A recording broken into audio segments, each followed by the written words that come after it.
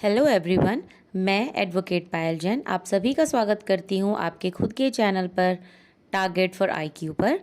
और आज का जो हमारा लेक्चर है, आज की जो हमारी वीडियो है, वो सोलली बेस्ड है कॉन्स्टिट्यूशनल लॉ के ऊपर। जितने भी सुप्रीम कोर्ट के जजेस आए हैं, लीडिंग केसेस जो बहुत इंपॉर्टेंट है for any point of view, चाहे वो एंट्रेंस हो, चाहे वो क्लैट का एग्ज़ाम हो आपका, या फिर जो DU LLB का भर रहे हैं, या फिर जो LLM के लिए अप्लाई कर रहे हैं, इवन जो ऑल इंडिया बार काउंसिल का एग्ज़ाम है उसके लिए भी ये केसेस उतने ही इम्पॉर्टेंट है जितने कि स्टेट जुडिशरी के लिए इम्पॉर्टेंट है। तो चलिए हम डिस्कस करते हैं 15 लीडिंग केसेस, जिसमें पहला है आपका AK गोपालन केस जो कि 1950 का है।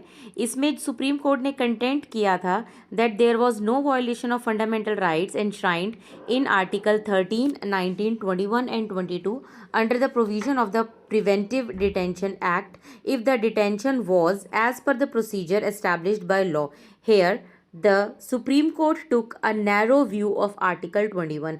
Article 21 का बहुत ही नैरो व्यू लेते हुए कोर्ट ने ये कहा था कि कि कोई वॉयलेशन नहीं हुआ है फंडामेंटल राइट्स का, जो कि आपके आर्टिकल 13, 19, 21, 22 में गिवन है under the related to the provisions of preventive detention act. अगर जो डिटेंशन है वो एस्टैब्लिश्ड है एज पर लॉ। ये था आपका AK गोपालन का केस।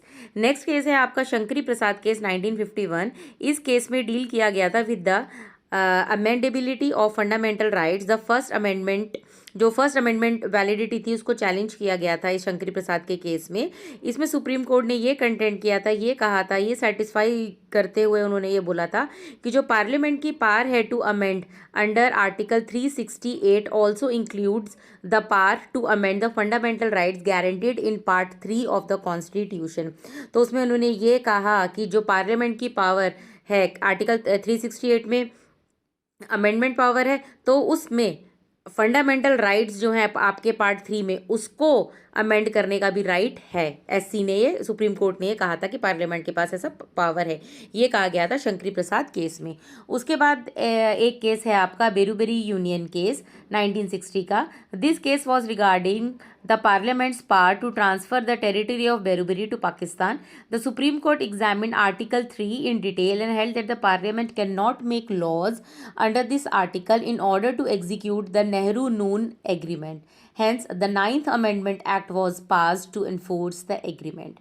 यहाँ पर सुप्रीम कोर्ट ने तो ये कह दिया था आर्टिकल 3 के अनुसार कि पार्लियामेंट कोई लॉ नहीं बना सकती है अंडर दिस आर्टिकल, कि आपको अगर कोई एग्रीमेंट एग्जीक्यूट करना है पाकिस्तान की टेरिटरी में, अगर ट्रांसफ़र करनी है पाकिस्तान को द नेहरू नून एग्रीमेंट में। तो इस चीज़ को करते हुए यहाँ पर पार्लियामेंट ने क्या किया, पार्लियामेंट ने 9th अमेंडमेंट एक्ट पास कर दिया इस एग्रीमेंट को एनफोर्स करवाने के लिए। नेक्स्ट केस है गोलकनाथ केस 1967 का है। इसमें ये क्वेश्चंस पुट अप किए गए कि whether amendment is a law, amendment करना भी क्या लॉ कहलाया जाएगा, and whether fundamental rights can be amended और नॉट, और क्या फंडामेंटल राइट्स अमेंड किए जा सकते हैं नहीं। इसमें सुप्रीम कोर्ट ने ये कहा कि fundamental rights are not amenable to the parliamentary restriction as stated in article 13 and that to amend the fundamental rights a new constituent assembly would be required. Supreme court ने यह कहा कि भाई fundamental rights तो आप amend नहीं कर सकते हो, जो कि आर्टिकल 13 में जितने भी रिस्ट्रिक्शंस हैं उनको ध्यान में रखते हुए, और अगर आप फंडामेंटल राइट को अमेंड करना चाहते हो तो आपको न्यू कॉन्स्टिट्यूएंट असेंबली चाहिए होगी।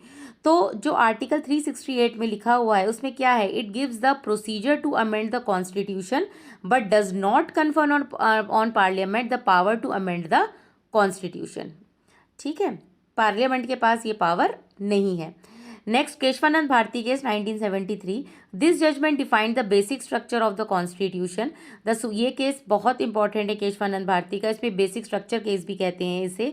The supreme court held that although no part of the constitution including fundamental rights was beyond the parliament's amending power. इसमें ये कहा गया सुप्रीम कोर्ट के द्वारा कि कोई भी पार्ट जो है कॉन्स्टिट्यूशन का इंक्लूडिंग फंडामेंटल राइट्स वो पार्लियामेंट की अमेंडिंग पावर के बियॉन्ड है। The basic structure of the constitution could not be abrogated even by the constitutional amendment. एक तरीके से जो आप कह सकते हैं एक फेंस लगा हुआ है उन आर्टिकल्स का जिनको कि आप अमेंड नहीं कर सकते, क्योंकि एक को अमेंड किया तो बाकी पे फर्क पड़ेगा, तो उनको आप नहीं कर सकते। जो बेसिक स्ट्रक्चर है उसको आप अमेंड नहीं कर सकते। This is the basis in Indian law in which the judiciary can strike down any amendment passed by parliament that is in conflict with the basic structure of the constitution। basic structure of constitution के conflict में कोई भी अगर amendment parliament लाती है तो Indian law जो है, जुडिशरी जो है, उसको स्ट्राइक डाउन कर सकती है। ऐसा केशवानंद भारती केस में कहा गया था। नेक्स्ट केस 1975 का है, Indira Nehru Gandhi versus Raj Narayan case. The supreme court applied the theory of basic structure, और इसमें बेसिक स्ट्रक्चर की थ्योरी अप्लाई करते हुए आर्टिकल 329A का क्लॉज 4 जो है वो स्ट्रक डाउन कर दिया गया था, जो कि इंसर्ट किया गया था by the 39th amendment in 1975 on the ground that it was beyond the parliament's amending power as it destroyed the constitution basic features। इस केस में जो इंदिरा नेहरू गांधी थी, जो लोगों के द्वारा टैक्स जमा किया हुआ था वो अपने वोट्स में, मतलब एक तरीके से इलेक्शन में यूज़ कर रही थी, तो इसलिए ये वाला जो केस था ये इसलिए आया गया था। तो इंसर्ट किया गया था ये 39 अमेंडमेंट 1975 में कि भाई ये पार्लियामेंट की अमेंडिंग पावर के पास के पार बियॉन्ड है as it destroyed the constitutional basic feature. Next है आपका मेनका गांधी केस 1978 का। इसमें जो मेन इशू था in this case was whether the right to go abroad is a part of the right to personal liberty under article 21। कि under article 21 में जो right to personal liberty है तो क्या उसमें वो राइट है या नहीं है टू गो अब्रॉड। तो एससी ने हेल्ड किया, supreme court, honourable supreme court ने ये कहा that it is included in the right to personal liberty. The supreme court also ruled that the mere existence of an enabling law was not enough to restrain personal liberty. Such a law must be just fair and reasonable. ये बहुत बार आया जाता है कि ऐसा कहा गया था कि अ law must also be just fair and reasonable, तो आप लिखेंगे मेनका गांधी केस। तो सुप्रीम कोर्ट ने इसमें यह कहा कि इनेबलिंग लॉ होने से मतलब ये नहीं है कि आप किसी की पर्सनल लिबर्टी को रिस्ट्रेन कर सकते हैं। नेक्स्ट 1980 का मिनर्वा मिल्स केस है, ये भी बहुत ज़्यादा इंपॉर्टेंट है, ये बहुत एग्जाम से पूछा जाता है। केस ने स्ट्रेंथन किया, मजबूत किया हमारे बेसिक स्ट्रक्चर डॉक्ट्रिन को। इसमें इस जजमेंट में स्ट्रक डाउन किया गया, काट दिया गया, हटा दिया गया 2 changes made to the constitution by the 42nd amendment act 1976 declaring them to be violative of the basic structure. ये ध्यान में रखते हुए कि ये बेसिक स्ट्रक्चर के वॉयलेटिव हैं। The judgment makes it clear that constitution and not the parliament is supreme. इस जजमेंट ने ये क्लियर कर दिया that it is not the parliament which is supreme. Parliament supreme नहीं है, कॉन्स्टिट्यूशन सुप्रीम है, कॉन्स्टिट्यूशन सर्वोपरि है आप सबके लिए। नेक्स्ट 1981 का है वमन राव केस। वमन राव केस में सुप्रीम कोर्ट ने दोबारा से बेसिक स्ट्रक्चर डॉक्ट्रीन को रिटेरिएट किया था। It also drew a line of demarcation as April 24, 1973, that is the date of the Keshwanand Bharati judgment, and held that it should not be applied retrospectively to reopen the validity of any amendment to the constitution which took place prior to that date। 24 अप्रैल 1973 से पहले जितनी भी constitutional amendment हुई है उसकी validity को challenge नहीं किया जाएगा।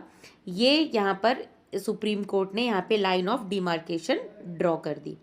ठीक बात। तो उसमें ये कहा गया कि ये जो जजमेंट है अब इसके बाद, तो ये जो 17th अमेंडमेंट हुई और जो अमेंडमेंट्स हुई हैं इससे पहले, उसको दोबारा से रीओपन नहीं किया जाएगा। नेक्स्ट केस है आपका शाह बानो बेगम केस 1985। ये एक माइलस्टोन केस है मुस्लिम विमेन के लिए जो कि फाइट कर रही थी फॉर देयर राइट्स।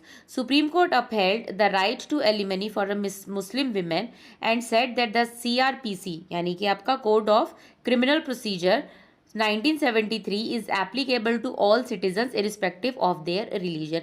एक तो उन्होंने ये कहा कि जो एलिमनी है वो मुस्लिम विमेन को भी मिलेगी, उनका भी हक है, और जो हमारा CRPC 1973 है वो कोई भी रिलीजन बेस्ड नहीं है, वो सिटीजन्स बेस्ड है, वो सब सिटीजन्स के लिए है, इससे कोई फर्क नहीं पड़ता कि वो कौन सी रिलीजन को बिलोंग करते हैं। This set off a political controversy, and the government of the day overturned this judgment by passing the Muslim Women Protection on Divorce Act 1986, according to which alimony need to be given only during the iddat period, in tune with the Muslim personal law. लेकिन यहाँ पर political controversy बन गई। Government जो थी वो उस वक्त राजीव गांधी जी की थी। राजीव गांधी अपनी जो मुस्लिम वोट्स है उनको खोना नहीं चाहते थे, इसलिए उन्होंने इस जजमेंट को ओवरटर्न करके जजमेंट वो एक एक्ट पास किया मुस्लिम विमेन पास। उसमें यह कहा कि एलिमनी जो है वो दी जाएगी ओनली ड्यूरिंग द इद्दत पीरियड। वो मुस्लिम पर्सनल लॉ के अकॉर्डिंग्स उन्होंने ऐसा कर दिया। तो इस जजमेंट को एक तरीके से उन्होंने ओवरटर्न कर दिया। नेक्स्ट केस है आपका MC Mehta and union of India 1986। इस केस में 3 इशू डेल्ट किए गए। एक तो scope of article 32, rule of absolute liability जिसमें रैलेंड्स वर्सेस फ्लेचर का केस है, और उसके अलावा issue of compensation. Supreme court held that its power under article 32 is not restrictive to preventive measures but also remedial. सिर्फ supreme court का काम बचाना नहीं है, उनको रेमेडी भी प्रोवाइड करवाना है when the rights of the citizens are violated. It also held that in the case of industries engaged in hazardous or inherent dangerous activities, absolute liability was to be followed. जब कोई भी industry engaged है कि जिसमें जो dangerous activity है वो inherent है, कि मतलब पता है कि इसको काम करने से नुकसान हो सकता है। जैसे कुछ होते हैं कि भाई ड्यूरिंग द कोर्स ऑफ काम करते हुए पता चलता है कि भाई हाँ अब डेंजरस, अब किसी का इस काम को करना डेंजर है। लेकिन कई काम होते हैं जो ऑटोमेटिकली स्टार्टिंग से ही डेंजरस होते हैं, तो उसमें आपकी एब्सोल्यूट लायबिलिटी लगती है। Finally it also said that the amount of compensation must be correlated to the magnitude and capacity of the industry so that it will be a deterrent. तो जो कॉम्पेंसेशन होगा वो कोरिलेट होगा कि आपकी industry की कैपेसिटी क्या है, मैग्नीट्यूड क्या है, कितना इसमें डेंजर है, ये सब ध्यान में रखते हुए। नेक्स्ट 1992 का Indira Sahni versus union of India case. Supreme Court examined the scope and extent of Article 16 Clause 4, which provides for the reservation of jobs in favor of backward classes. It upheld the constitutional validity of 27% reservation of the OBCs with certain conditions like creamy layer exclusion, no reservation in promotion, no reservation in promotion, total reserved quota should not exceed 50%। इसमें यह कहा गया कि जो reserved Kota है वो 50% से exceed नहीं होगा। नेक्स्ट SR बोमाई केस 1994 का। इसमें जजमेंट दी गई सुप्रीम कोर्ट के द्वारा कि it tried to curb the blatant, जो कि बहुत एक तरीके से बहुत ही हद से ज़्यादा मिसयूज हो रहा था, आर्टिकल 356 का regarding imposition of president's rule on states. Next Aruna Shanbaug case 2011 का। इसमें ऑनरेबल सुप्रीम कोर्ट ने रूल किया that individuals had a right to die with dignity. तो उसमें उन्होंने एक्टिव इथुनेजिया नहीं बल्कि पैसिव इथुनेजिया को अलाउ कर दिया था with certain guidelines. The need to reform India's law on euthanasia was triggered by the tragic case, जिसमें अरुणा शानबाग जो है वो वेजिटेटिव स्टेट में थी, सोचिए blind, paralysed, deaf for 42 years. Last case है आपका national legal services authority and union of India 2014। This case resulted in the recognition of the transgender person as a third gender. जो आप देखते होंगे various forms भरे जाते हैं तो उसमें मेल, फीमेल और साथ में थर्ड जेंडर का भी ऑप्शन अब आ गया है। तो इस केस के ही ट्रांसजेंडर को रिकॉग्निशन मिली है।